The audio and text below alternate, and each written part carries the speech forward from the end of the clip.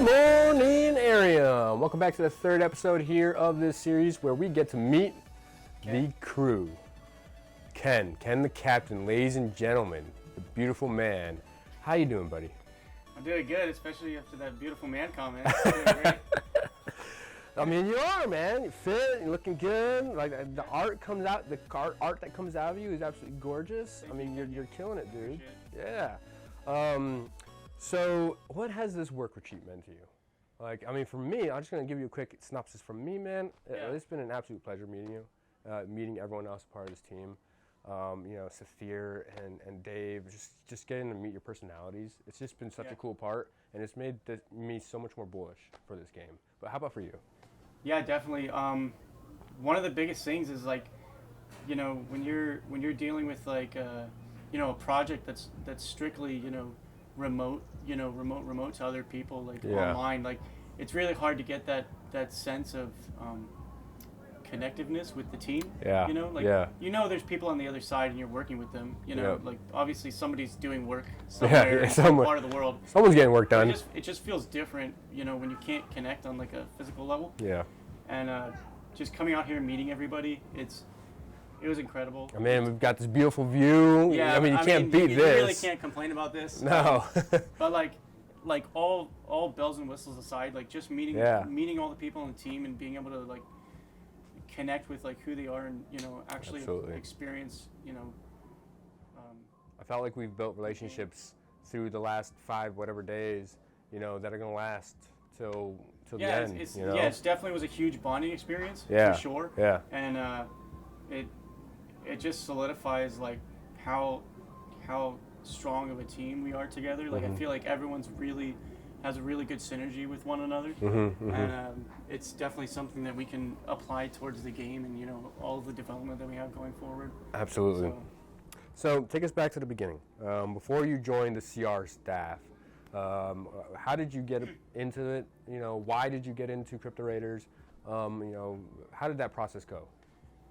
Yeah, so before Crypto Raiders, I had worked on a couple of like independent contract work and some stuff with like independent software engineers and other game developers. But before that, I was doing mostly commission work, just drawing, you know, art for people. But, you know, it wasn't really paying the bills. I know that like feeling. I was buying a couple packs of ramen, but it wasn't doing much for me. So I was like, man, I gotta step it up and, you know, that sort of stuff. So, and I've always been a huge, you know, fan of pixel art and that whole retro look and everything. Yeah. So I started like honing my skills in that specifically, and I just love doing it. So I started doing more of it, and I ended up getting accruing enough, you know, portfolio work and stuff that I could, you know, animations and other things that I could put in, you know, develop a portfolio so that I could get my name out there, so I could get out of the commission business and stuff. Yeah. And they actually contacted me. Really? Yeah. That's pretty awesome. It's a pretty funny story, actually. So like, they had contacted me through the portfolio that I put up with my email and stuff. Yeah. And I remember they were asking me, you know, like, hey, we got this game that we're doing. It's an NFT project, Web3 and everything. And you're like, this is crazy. I ain't doing this. Yeah. Well, first of all, I didn't really even know barely what like NFT was at the time. Yeah. I was very, very skeptical virgin when it comes to that stuff. Yeah. So, like, I didn't really know what they were doing. Yeah. You know, and I was like, oh, well, you're building a game, you know, on, you know, the crypto space or whatever, and they were like, yeah, and I was like, oh, cool. Well, can you at least? I don't really understand like the crypto side of everything, but can you at least show me like what you have as far as like assets and, you know, the meat and potatoes of what you have in the game? Yeah. I remember they sent me like it was like a half of an animation of like one sprite character or some random thing, and I was like, oh, okay. So like, can you send me like what you actually have for the game, because this is like not even a game. Like, there's like nothing here, you know. And like, obviously, I wasn't familiar with the whole like the NFT printing NFT stuff and like minting the process, like all that stuff. People buy their characters, and then while, you know, as the game is being developed, like that was all 100% new to me. So I'm like, who's this guy? Like, these guys messaging me like to get a job. Like, I felt like it was kind of like a scam. Like, I was like, totally. Like, traditionally, it doesn't feel, you know, like usually if somebody's, you know, trying to get like an artist or somebody for a job, like there's already something that's established with the game, and they, you know, but they had like literally nothing. Barely, and I was bare just bones. I was like, man, I feel like I shouldn't do this. Like, I really thought about it for a long time. I was like, oh, let me get back to you in like a couple days. Let me think about it. So then I started researching some stuff and like, and I was like, oh, maybe it is a little bit legit. So I started like hammering all these questions and all this stuff. Did you? I was so skeptical. Oh, really? But then after everything was said and done, they were like, yeah, it's definitely legit. You know, legit work. We're doing a full project. And we really need an artist that, you know, can help us. So I was like, all right, let's give it a go. So then dude, that's awesome. I started with it. That's crazy. It's been great ever since. I don't. So was that in July? When did you start? Remember? Yeah, it's probably, I want to say, like, you know, 7 months now. 7 months now.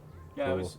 I mean, it wasn't like from the beginning, but when I got on the team, there was hardly anything. There was no artists, hardly any assets. Yeah, there were no artists, there were nobody on the team, just the founders. Just the founders. Yeah. And then you joined, and then everything went crazy, ham, and then we started adding artists. So how many artists are now a part of the team? So right now, currently, including myself, we have, I would say 4. Mm-hmm. But we also have somebody who's doing animation. So if you count them, it would be 6. 5. Yeah. There are some other people that do like miscellaneous contracted work, basically. Really, really, really small miscellaneous work, but I don't really count that because the hours are just so low that it's like you can't really like put that into into the pool. Yeah. Well, what's your responsibilities then, as because you're the director of art now, right? Yeah. So basically, like, as a director, I just have to basically look over all the visuals, create concepts for the game, decide what direction we need to take visually for most of obviously for the gaming aspect, but also for like, you know, say things like maybe the website or other parts of like marketing. Maybe like the DeFi side of the game, things like that. Yeah. Just basically having like my hand in all the pots and being like, okay, well, does this look right for the game? Does it fit stylistically? You know, there's a lot of little decisions. Another big thing I do is like I do a lot of editorial like work for when the other artists have something. If I need to do any revisions or fix anything, you know, just color variations or whatever small it things is, like sizing, that. Yeah. You know, fixes, that sort of thing. So what do you enjoy most about working on Crypto Raiders? Not like in terms of just working on the game itself. Like, what do you enjoy most? I mean, the art side of it is what it is, obviously. Yeah. What aside from the art, what inspires you to go to work every single day? I mean, I worked retail for a really long time. Yeah. And it's very draining. Me too. Not fun. Just to be able to not do that anymore is it's pretty good. I'm not gonna lie. I feel that, man. But like specifically within the job, within the team in this project, just like being able to work with a really tight knit, you know, community and everyone from the team is very, you know, everyone has a great synergy together. Being able to work with people that they're not so quick to like hammer you or belittle you or criticize anything that you do. You know, like everyone's welcome to give their input on our team. Yeah. It doesn't matter how dumb the question is or how stupid the person asking the question might think it is. We welcome everything. Any input, and you know that's the best way to shape something the way it should be. Is, you know, you grab, you know, you soak up as much information as you can, and you just take the good stuff and roll with it. Yeah. And our team is really good. Everyone on the team is really good about doing that, and I love that. And previous jobs I've worked with, that's not the case. Not been the case. Yeah. It's usually like, you do this thing, or you're fired. Yeah. Basically, you know. No questions asked. You know, I don't care what you think. No, honestly, I've been seeing that all week. You know, from the easiest ideas or simple ideas to even the more, you know, complicated ideas. Yeah. You know, everyone has had an input into it, and it's really cool to see that. You know, and it makes me more bullish as not only a member of the team, but as a fan of the game. You know, and I just, I mean, I could scream it. You know, I could scream it all day to the community, and I could be like, dude, this game has such an amazing future. It doesn't matter what the price of the tokens are or the cost of the Raiders. It does not matter right now because there's such an awesome future for this game, and like, I could, I'm just lost of words. Yeah, there's it's a difficult thing to have to do because we're constantly developing what we want the final version of the game to be. Yeah. But at the same time, we're also having to produce the live content constantly. Yeah. And obviously There's everyone wants the live balance. content. They don't want to just sit around, for years and years while like nothing happens on the game. Yeah. But at the same time, we do have to invest a lot of time into the meat and potatoes of the game, to get everything polished, to get up the right foundation that we want, Overworld, for example, is going to be a massive undertaking that we're already starting on, and I'm sure I'm definitely going to be ramping up, our the amount of people that we have working on just that section alone. Yeah. But again, it's definitely going to take time. Yeah. And I think it's one of those things where, if you want something done good, you usually have to wait for it. Yeah. If you want something quick and cheap, it's probably going to be bad. Yeah. Patience is a virtue. Yeah. And the good thing about it is that we for sure 100% have at least a 3-year runway. Of money and investment and support for the development of this game. So like you're good for 3 years, buddy. Yeah. Retail isn't coming back anytime soon. Clock's ticking. Starting now, I got 3 years. Yeah. So say you could put anything into the game. Overworld's out, okay? Overworld is out. I got you. We can walk around and we can play, we can meet with people and go into the raids or whatever. Yeah. What would you add to the game? Easy. It's easy to add. Doesn't matter what it is. It's easy to add. What would you add to the game? I'm a really, really big fan of mounts. Okay. Yeah, your mounts have been dope so far. Yeah. Like that wolf. Yeah. Man. When's the dragon?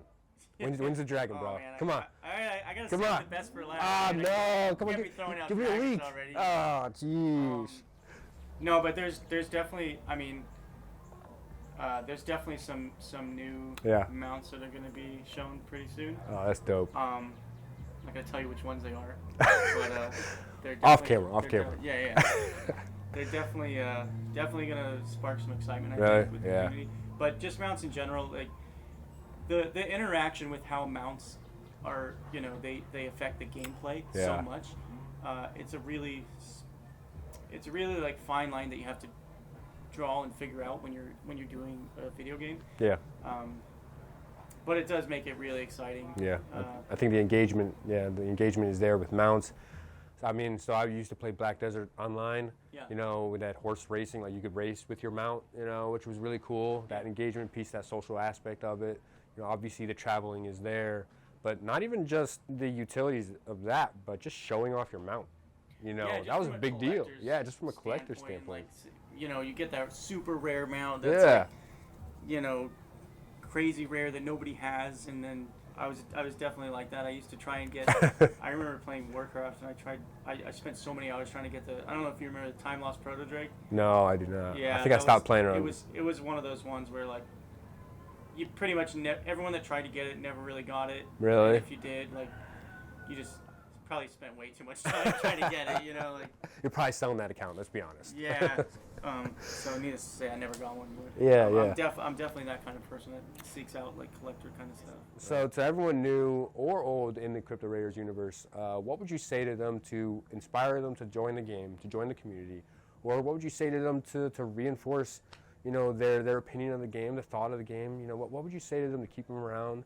Like, how would you present the game to someone? The biggest thing that I think we have going for the game is, we have a very, very, very strong community. Mm-hmm. And that's something that we really, I think as a whole, from our team's perspective, we want to convey that really strongly in the gameplay. Mm-hmm.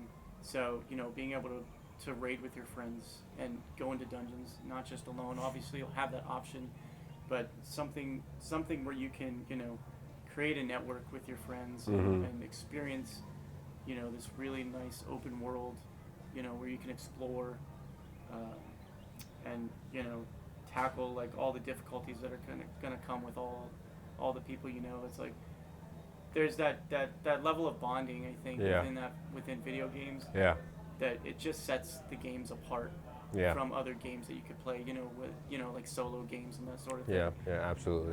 I've always been a really big fan of co-op games. Mm-hmm. Even if the game's bad, sometimes, like if you're playing with your friend, you're having a good time, just yeah, hanging you're out, just enjoying it.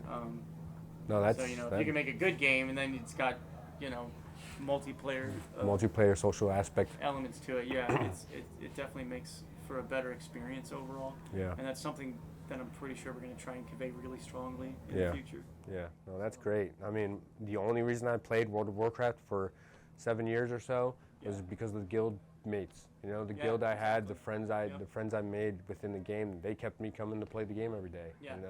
And to your point, the community is rock solid. I mean, there's bumps and roads in every relationship. It's just going to happen, especially when you've got the market side of things playing a factor, the token, all the different facets of the game itself. Right.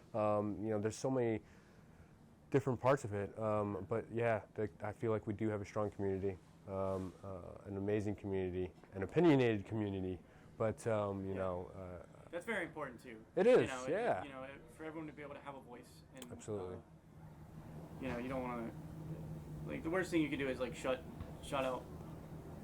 People's opinions, because you can grow and learn from people's opinions and make everything better. Yeah. So I think that's really important. Yeah, no, I do agree. I mean, there's a certain extent where you're just let's say you're flooding a whole bunch, and at that point it's negatively affecting the community. Right. There's definitely a point there that you want to control, but I think our community has been really good on controlling that. Yeah, and keeping everyone level-headed, and I'm in a lot of NFT gaming communities, and we're definitely one of the best in my opinion, and that's unbiased, honestly. I think we've got built some great relationships already through this community. Yeah. And I'm just excited to see where this game goes, to finally be in Port Win fishing with you. It's going to be a fun thing. We didn't get the fish out here, so we're going fishing in Port Win. I know. I mean, at least the community won't be mad because we didn't fish without us. Yeah, I guess it's true. It's true. Hey, man, well, I appreciate it. It's been a pleasure meeting you. Course. Honestly, dude. Yeah. It's been an absolute blast, getting to know you these last few days, play some Magic Gathering with you, and swimming and having a couple beers with you. It's been awesome. Oh, yeah. Can't wait till next year when we do this again, hopefully with more people, and hopefully, we're definitely going to have a whole different game when we get to that year, for sure. So, for sure. I'm excited for the future. Yeah, dude, it's going to be awesome. And thank you to all of you for tuning in and checking out these series. It's been a blast bringing these interviews to you, trying to give you some more content the best I can. We'll see you all later. Have a great morning, have a great day, have a great night. God bless, and be awesome. Peace.